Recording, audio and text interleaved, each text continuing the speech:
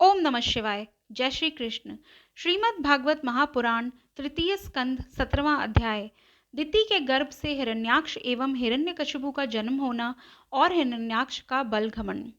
मैत्रेय जी बोले, हे विदुर जी, श्री त्रिभुवनपति की इच्छा से 100 वर्षों तक दिति के गर्भ में वास करने के बाद उन दोनों ने जन्म लिया। उस समय जगत में अनेकों तरह के अपशकुन होने लगे। ब्राह्मण और देवता भयभीत होकर कांपने लगे। अग्निहोत्रियों की जो अग्नि कई पीढ़ियों से यज्ञ कुंड में प्रज्वलित रहती थी, वह बुझ गई। पृथ्वी पर भूचाल आने लगे और कलयुग के समस्त लक्षण दिखाई देने लगे। उन दिति के उन दोनों पुत्रों का नाम हिरण्याक्ष और हिरण्यकशिपु रखा गया। हिरण्याक्ष का शरीर कई योजन लंबा चौड़ा था। जब वह बड़ा हुआ, उसने ब्रह्मा जी की तपस्या की और यह वरदान मांगा कि उसको कोई भी मनुष्य या कोई जीव उसकी हत्या ना कर सके, उसको मार ना सके। और ब्रह्मा जी ने उसको यह वरदान दिया। ब्रह्मा जी का वरदान के बाद बड़ा भाई हिरण्याक्ष अपनी शक्ति के अभिमान में डूबकर हाथ में गदा लेकर अकेले ही घर से चल दिया।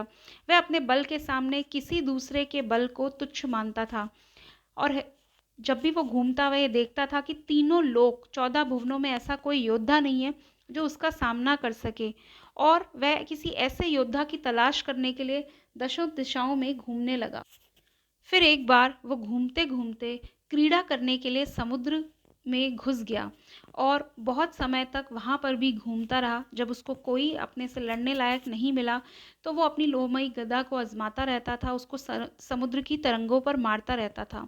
फिर घूमते घूमते वह वरुण की राजधानी विभावरीपुरी में जा पहुंचा। वहाँ पाताल लोक के स्वामी, जलचरों के अधिपति वरुण जी को देखकर उसने उनकी हंसी उड़ाते हुए नीच मनुष्य की भांति प्रणाम किया और कुछ मुस्कुराते हुए व्यंग से कहा, महाराज, मुझे युद्ध की भिक्षा दीजिए। आप तो लोकपालक, राजा और बड़े कीर्तिशाली हैं, और जो लोग अपने को बांका वीर समझते थे, उनके वीर मत को भी आप चूर्ण कर चुके हैं। और एक बार पहले आपने संसार के समस्त दैत्य देवदानों को जीत कर राजसूय यज्ञ भी किया था। अब उसने बहुत बार वरुण जी का अपमान किया, लेकिन और उनको क्रोध भी बहुत आया, लेकिन अपने बुद्धि बल से वे उस क्रोध को पी गए और बदले में कहने लगे, भाई, हमें तो अब युद्धादि का कोई चाव नहीं रह गया है। भगवान पुराण पुरुष के सिवा हमें कोई और ऐसा दिखता भी नहीं जो तुम जैसे रणकुशल वीर को युद्ध में संतुष्ट कर सके। दैत्यराज, तुम उन्हीं के पास जाओ, वे ही तुम्हारी कामना पूरी करेंगे। तुम जैसे वीर उन्हीं का गुणगान किया करते हैं। उनके पास पहुंचते ही तुम्हारी सारी शेखी पूरी हो जाएगी और तुम कुत्तों से घिरकर वीर शैया पर शयन करोगे। वे तुम जैसे दुष्टों को मारने और सत्पुरुषों पर कृपा करने के लिए अनेक प्रकार के रूप धारण किया करते हैं। अब 18वां अध्याय। हिरण्याक्ष के साथ वराह भगवान का युद्ध। जब हिरण्याक्ष ने उनकी बातों पर कोई ध्यान नहीं दिया और वहां से जाकर उसको रास्ते में नारद जी की अचानक से हिरण्याक्ष और नारद जी की अचानक से रास्ते में भेंट हो गई। तो हिरण्याक्ष ने नारद जी से भी यही पूछा कि आप मुझे कोई ऐसा योद्धा बतलाइए जिससे मैं संग्राम कर सकूं। तो नारद जी ने भी उसको वही बताया कि मेरी दृष्टि में जगत में तो ऐसा कोई योद्धा नहीं है जो तुमसे लड़ सके। केवल एक श्री नारायण भगवान ही ऐसे हैं जो तुम्हारी अभिलाषा को पूर्ण कर सके। यह सुनकर हिरण्याक्ष ने कहा, हे नारद जी, आप मुझको नारायण का पता ही बता दीजिए जिससे मैं उनके पास जाकर युद्ध कर सकूं। मैंने सुना है कि ब्राह्मण एवं तपस्वियों के घर में उनका निवास रहता है, परंतु ब्राह्मण और तपस्वियों को तो मेरे द्वारा अनेकों दुख देने पर भी वह मेरे डर के कारण अभी तक प्रकट नहीं हुआ है। अब तुम मुझे उनका प्रमुख स्थान बतला दो। तब नारद जी बोले, हिरण्याक्ष, इस समय श्री नारायण जी वराह अवतार धारण कर पृथ्वी को निकालने के लिए पाताल को गए हैं। यदि तुम उनसे युद्ध करने की अभिलाषा है तो तुम भी वहीं उनके पास चले जाओ, वे तुम्हारी इच्छा को पूर्ण कर देंगे। अब 18वां अध्याय। हिरण्याक्ष का पाताल को जाना और वराह भगवान द्वारा उसका वध होना। मैत्रेय ऋषि बोले, हे विदुर जी, नारद के मुख से यह खबर पाकर हिरण्याक्ष श्री नारायण जी से लड़ने के लिए पाताल लोक को चल दिया। जब मार्ग में ही उसने यह देखा कि श्री वराह भगवान अपने 2 दांतों के ऊपर ही पृथ्वी को एक मामूली फल के समान धारण किए चले आ रहे हैं, तब वराह जी को देखकर हिरण्याक्ष ने हंसते हुए कहा, अरे चोर, तू निर्भय होकर कहाँ जा रहा है? यहाँ ठहर कर पहले मुझसे युद्ध कर।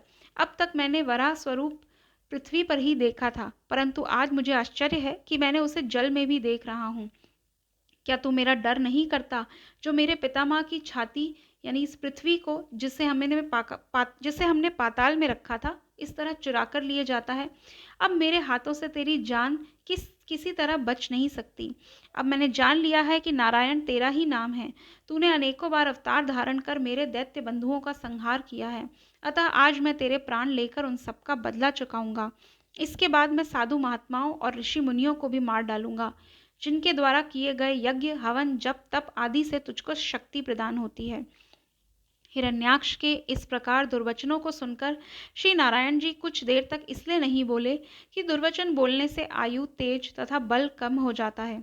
जब वराह जी ने यह जान लिया कि दुर्वचन कहने के कारण हिरण्याक्ष का बल एवं तेज क्षीण हो गया है, तब वे अपनी माया द्वारा पृथ्वी को जल पर रखकर उससे इस प्रकार कहने लगे, हे हिरण्याक्ष, वास्तव में मैं जल का ही शूकर हूँ, परंतु मैं तुझ जैसे सिंह बनने वाले गांव के कुत्तों की खोज में सदैव घूमा करता हूँ। जिसकी मृत्यु समीप आ जाती है, उसे भले बुरे का कुछ विचार नहीं रहता।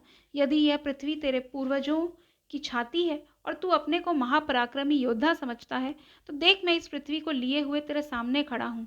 इसलिए अब तू पहले मेरे ऊपर अपनी गदा का प्रहार कर ले, तब मैं तेरे ऊपर अपनी गदा का प्रहार करूंगा। तूने यह बात भी सत्य ही कही है कि मैंने हजारों बार अवतार लेकर बंधुओं को मारकर पृथ्वी का भार उतारा है। यही अवस्था तेरी भी होने वाली है। श्री वराह जी द्वारा कहे गए इन वचनों को सुनकर हिरण्याक्ष ने अत्यंत क्रुद्ध हो उनके ऊपर अपनी गदा का प्रहार किया। उस समय श्री वराह भगवान ने उसकी गदा को बीच में ही रोक दिया तथा लौटकर अपनी गदा का वार उसके ऊपर कर दिया। इस प्रकार दोनों ओर से गदा युद्ध होने लगा। जब लड़ते लड़ते संध्या काल होने को आया, उस समय ब्रह्मा जी ने श्री वराह भगवान के निकट पहुंचकर इस प्रकार प्रार्थना की, हे प्रभु, आप हिरण्याक्ष को मारने में विलंब क्यों कर रहे हैं? आप इस आदमी को शीघ्र मारकर देवताओं का भय दूर कीजिए। हे नाथ, आपके अतिरिक्त अन्य कोई भी इस दुष्ट को मार नहीं सकता। ब्रह्मा जी द्वारा इस प्रकार स्तुति किए जाने पर श्री नारायण जी ने हिरण्याक्ष को लक्ष्य करके गदा का एक ऐसा प्रहार किया जिसके लगते ही उसकी तुरंत मृत्यु हो गई। उसके मरते ही देवतागण प्रसन्न होकर श्री वराह भगवान पर पुष्पों की वर्षा करने लगे तथा अपना मनोरथ पूर्ण हुआ जानकर आनंद के बाजे बजाने लगे। अब 19वां अध्याय। ब्रह्मा जी सहित सब देवताओं तथा पृथ्वी द्वारा श्री वराह भगवान की स्तुति। मैत्रेय जी ने कहा, हे विदुर, जिस समय हिरण्याक्ष मारा गया, उस समय सब देवताओं सहित ब्रह्मा जी ने श्री वराह भगवान के समीप आकर उनकी इस प्रकार से स्तुति की, हे अनादि पुरुष वराह जी, आपने देवता, ब्राह्मण एवं यज्ञादि की रक्षा करने के निमित्त इस पापी हिरण्याक्ष का संहार किया है। आपने ही पृथ्वी को पाताल से निकालकर जल पर स्थिर किया है। अब आपकी कृपा से सब जीव इस पृथ्वी पर रहकर आनंद सहित यज्ञ, जप, तप, पूजा एवं दान आदि कर्म करेंगे। हिरण्याक्ष के समय यज्ञ में देवता तथा पितरों का भाग नहीं मिलता था। अब वे अपना अपना भाग प्राप्त कर आनंद सहित आपका स्मरण करेंगे। इस प्रकार जब ब्रह्मा जी स्तुति कर चुके, तब पृथ्वी ने स्त्री रूप धारण कर वराह जी के सम्मुख आ इस प्रकार से प्रार्थना करनी आरंभ की, हे ज्योतिमय, आपने दयापूर्वक मुझे पाताल से निकालकर जल के ऊपर स्थापित किया है। संसार के सभी छोटे बड़े जीव मुझ पर अपना पांव रखते हैं, परंतु आपने मुझे अपने दांत पर उठाया है, इसलिए मैं अपने आप को परम कृतार्थ मानती हूँ। इतनी कथा सुनकर शौनक आदि ऋषियों ने सूत जी से पूछा, हे सूत जी, जब श्री वराह भगवान पृथ्वी को जल पर स्थिर करके वैकुंठ लोक को चले गए, उसके उपरांत संसार की रचना किस प्रकार हुई तथा मैत्रेय ऋषि एवं विदुर जी में क्या संवाद हुआ, आप हमें यह बताने की कृपा करें। यह अध्याय यहीं समाप्त हुआ। धन्यवाद।